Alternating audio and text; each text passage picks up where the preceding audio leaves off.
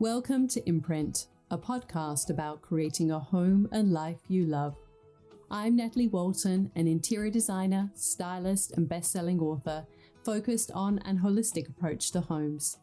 Each week, I'm sharing insights and interviews about the creative process to help you enhance both your interiors and well-being, as well as provide you with the tools and resources to make considered and sustainable choices with all that you create.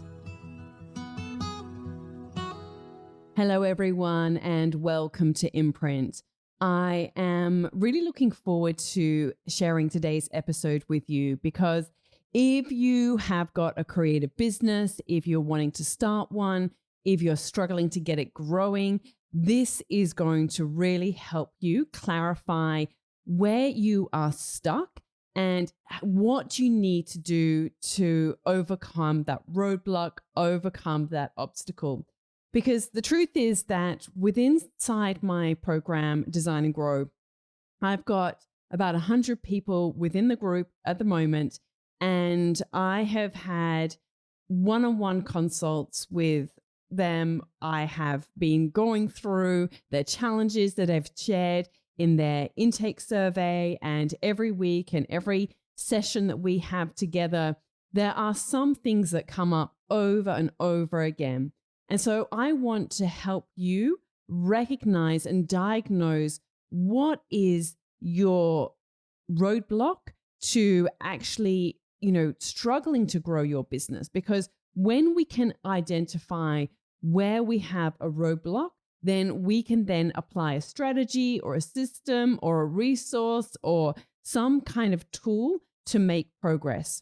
So I hope this is going to be really valuable to you if you want to grow your interior design business. Maybe you've got an Airbnb, maybe you have some other kind of product or homewares type business, and you just feel like you're stuck or you're treading water and you want to know your next best move. So let's get into it. The first thing that comes up a lot relates to lead flow. Basically, this is when you are struggling to get clients. And this is probably one of the biggest reasons that people come to me, is that they are at the start of their journey. Certainly for those who are at the start of their journeys. When you're at the start of the journey, this is the biggest obstacle. It is the biggest roadblock. And because often we think we might have learned a skill, you might have gone to design school, you might have it on your heart. You think, I've been working in a different industry and I would love to go into the world of interiors. I am a career change mom. My children now back at school, and I really want to look at what can I now do with my life? What kind of business could I create? And you would love for it to be in the world of interiors. But of course, wanting to work in the world of interiors and actually getting clients, they are two separate things. So you need to have a strategy and a process to get clients, to get customers to buy the product or service you sell. So what is really important, if this is your roadblock right now, is to get really clear on who your dream client is. Because you don't just want to offer your product or service to anyone, because then you become known for nothing. You really want to become known for something. And this can be really challenging when you're starting out, because you think, okay, I'll do, anything, any type of job. And while that is definitely good to get experience and put, systems and processes into play, it is really important though to think ultimately, who do you want to be working with, and get a really clear picture of that. And also to know and understand that these people can pay for your services. It is really hard to grow a business when you are selling to people who don't have the funds to actually go ahead with what you're offering. So it's so important to get that clarity on your dream client. And also you need to speak to that person. You need to have conversations with them so you can really know how to speak their language and know what ultimately they desire or what their ultimate problem is. And this is how you can also know and understand their needs. within Designer Grow, we have been going through a training on how to validate your offer, which is really about a process of speaking to your dream client or customer and really understanding where they're at, because we can have something that we think that might be a solution, but actually it might not resonate with them. So lead flow and getting clients is the first important step for many people who are starting on their journey. Number 2 relates to mindset. Your thoughts create your results.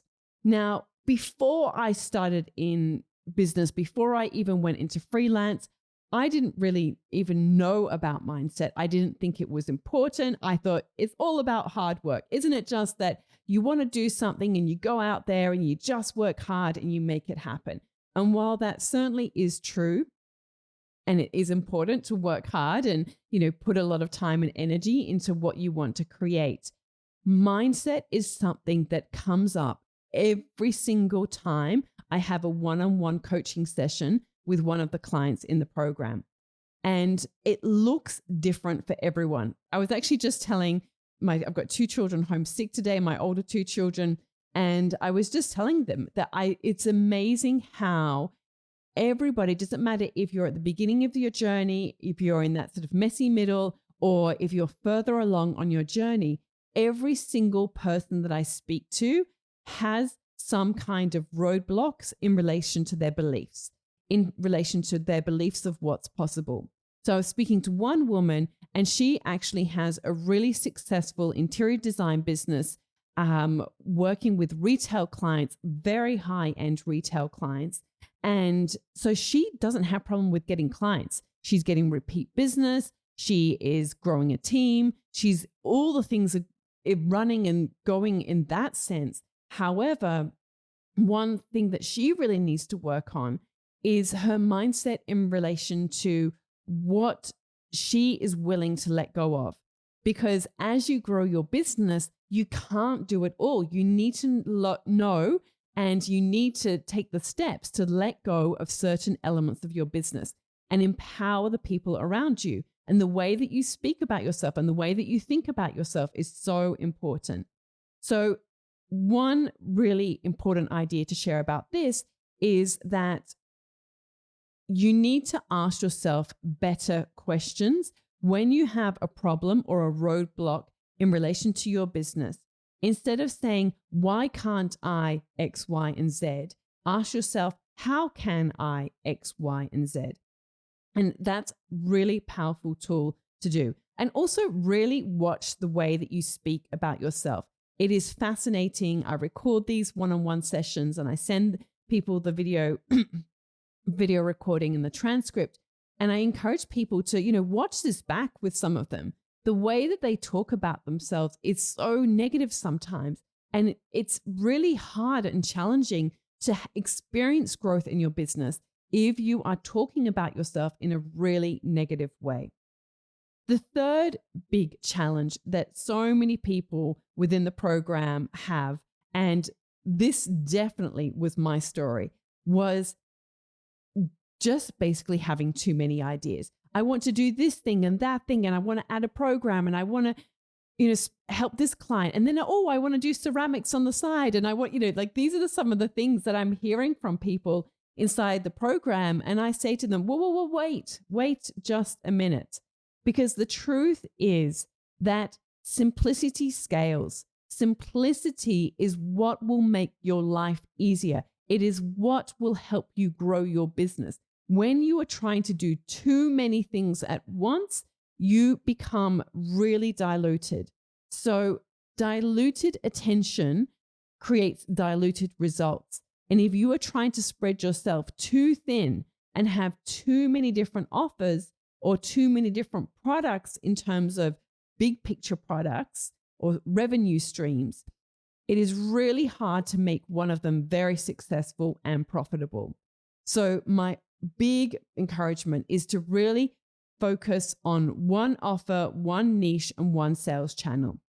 And this is something that I am coaching people on all the time because I see it over and over again. And it's important to get one thing working well before you try and introduce something else. Number 4 relates to imposter syndrome or lack of confidence. And again, this shows up in so many ways.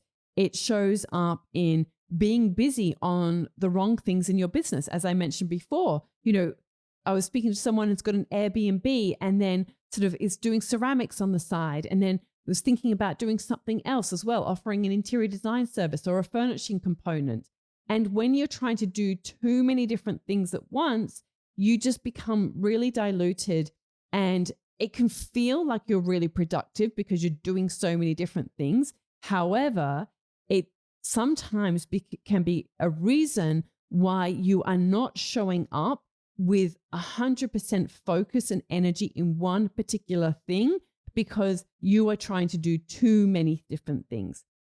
Imposter syndrome also shows up on social media, only making a half attempt at doing it, or your website, or not even having a website. So it really does show up in different ways. I have one group of women who have done, interior design or some type of studies, and maybe they didn't learn a roadmap or the skills to grow a business. And then there's another group who didn't study, and then they feel like, who am I to offer my services in interior design because I didn't study? So it's amazing how it shows up whether you've studied or you haven't. And this is actually what someone had said in the intake, which was, the biggest challenge is actually stepping out of fear and finding the confidence to call myself a designer and learning how to find and price projects. So one of the big things that I want to share with you is that it is so important to surround yourself with people who are on a similar journey to you. Have that support, community, and accountability. It is really challenging if you aren't surrounded by people who are ahead of their game as well. And, you're learning or you're getting advice off your partner or other mums at the school gate who maybe aren't part of the same industry. It is really challenging if you're not surrounded with people who are actually there in the weeds and doing the work as well.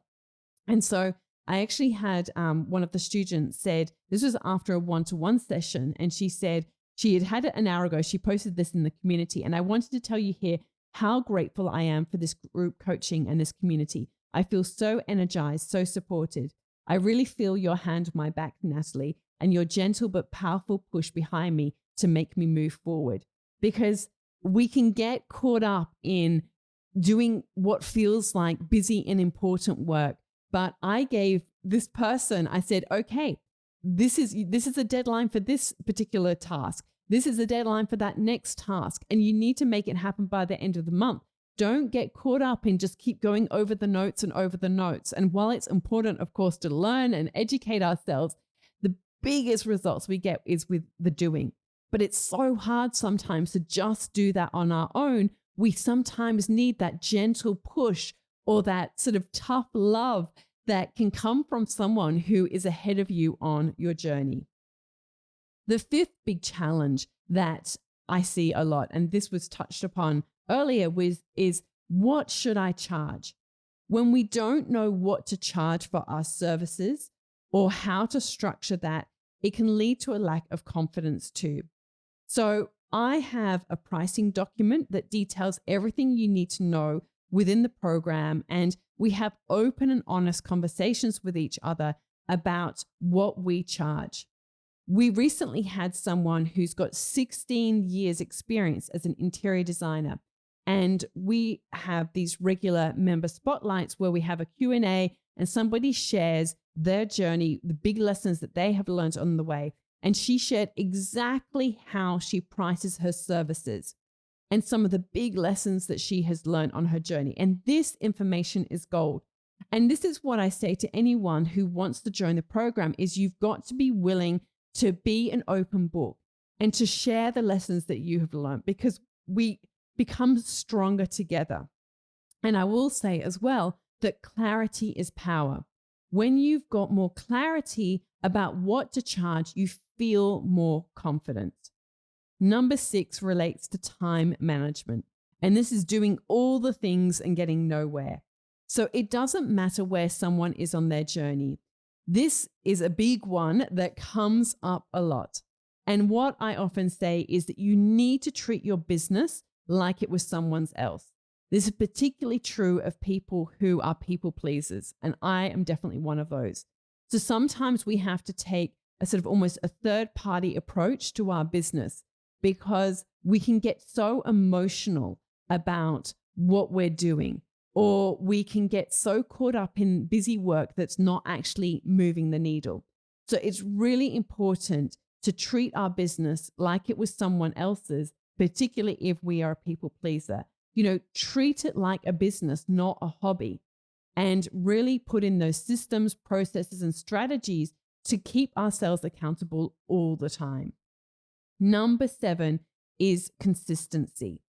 This shows up in so many different areas. It is so easy to get excited when we start our business, or it's so excited, it can feel so exciting when we first start sharing on Instagram, or to be really honest, even when we first join a course or a program, we think, yes, like this is going to solve everything.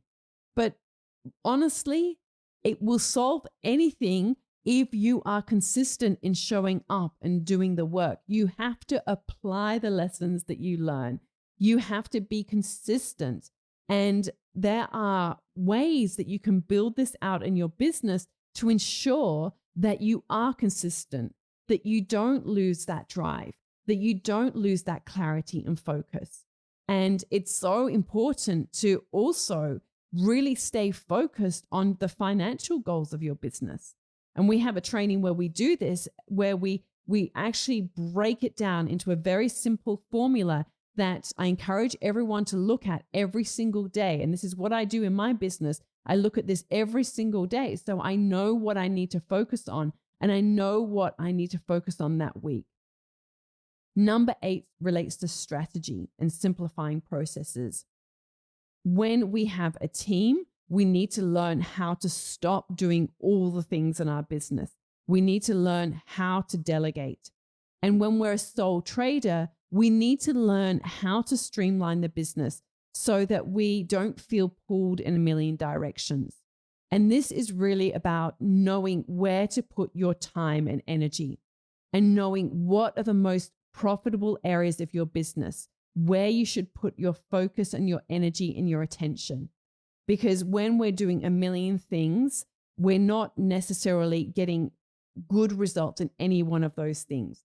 Instead, we need to look at the 20% of our business that is generating 80% of the results. Number 9 relates to selling. And this is really about selling with ease. This is what someone said in the intake survey. The biggest challenge, selling my service at the right price so that I don't spend half the time working for free. My biggest obstacles are that I fear that I'm not good enough, don't meet customers' expectations. And as a result, I provide way too many ideas and opportunities that I don't get paid for. Fear that if enough customers come to me, I won't be able to do the work anymore. And this is really about setting up your systems and creating a framework that is I can never say this word, replicable. If I say it slowly enough, I can. That you can replicate. That's much easier to say. But setting up systems and processes so that it is really clear about what you do, and that you're creating really clear boundaries with people as well. Because it's all about managing expectations. And the clearer that you are on that, the more confident that you are. And in terms of selling as well, the more that you have clarity on what you're offering and who you're helping and how it will help them, then the easier it is to sell your product or service. And number 10, which really is perhaps one of the biggest ones, is overwhelm. Again, this is what someone said. My biggest obstacle recently has been lack of clarity, but this is already improving with the course so far. I need to plan and implement in a more strategic way to move forward with renewed vision. I am looking forward to consolidate and edit my offering to move forward in a more structured, objective manner. So this is why I have introduced accountability pods, and they have been a huge success within the program. You really need to have peers around you that are on a journey with you. So whatever your situation, I really encourage you to create that support network or that peer group that you've got that you can be on a similar journey and get real time feedback as well to make sure that you're taking the right actions and going in the right direction. I mean, it's like if you were playing a game of tennis and you wanted to improve your tennis game, you wouldn't play against somebody who is further behind than you. You would get feedback from someone who is further ahead of you. And the same is true for your creative business. If you want to grow, you need to get that feedback from someone who is ahead of you on your journey, because then you will know the best actions to take and the best steps that are right for you and your business. So just quickly to recap some of the biggest challenges that you are most likely facing if you are stuck and struggling to grow your creative business. Number 1 is lead flow, which is about struggling to get clients. Number 2 relates to mindset and remembering that your thoughts create your results. Number 3 relates to simplicity. And this is when you have too many ideas and too many different revenue streams in your business. Number 4 relates to imposter syndrome and lacking confidence. Number 5 is when you're not sure what to charge for your product or service. And the reminder here is that clarity is power. Number 6 relates to time management and doing all the things and not getting anywhere. Number 7 relates to consistency and staying the course to get the results that you want. Number 8 relates to strategy and simplifying processes so that you can really know where to put your time and energy. Number 9 relates to selling and how you can sell with ease when you put systems in place. And number 10 relates to overwhelm. And what I would say to this is that when you follow a recipe for success, you don't feel overwhelmed because you know exactly which ingredients you need, what quantities are right for you, and the process that will help you get the result that you want. So as I mentioned, really think about what is the one area in your business right now that you are feeling stuck and it is preventing you from growing your business. And then you will know which area to fix first. If you are ready to grow your creative business and you don't want to do this journey alone, you want that support, guidance, and accountability to get real results in your creative business, I am here to help you. And I want you to know that doors are open for just a few more days for Design and Grow if you're ready to finally take action and grow your creative business. Go to nataliewalton.com/grow to take action today and finally get the results that you want. I'd love to see you inside and help you grow your creative business. All of the links and info for this episode are at nataliewalton.com/podcast. Don't forget to subscribe so that you can get a direct download of the latest episode. And I really appreciate when you take a minute to rate and review, as well as share the love with someone you know who might benefit from this episode, or on social media. If you'd like to access a range of free resources, come visit my website, nataliewalton.com. Thank you to Jaeger Media for producing this podcast. And I would also like to acknowledge the people of the Bundjalung Nation where it was recorded, and pay my respects to elders past, present, and emerging. I look forward to connecting again soon. I'm Natalie Walton, and you've been listening to Imprint.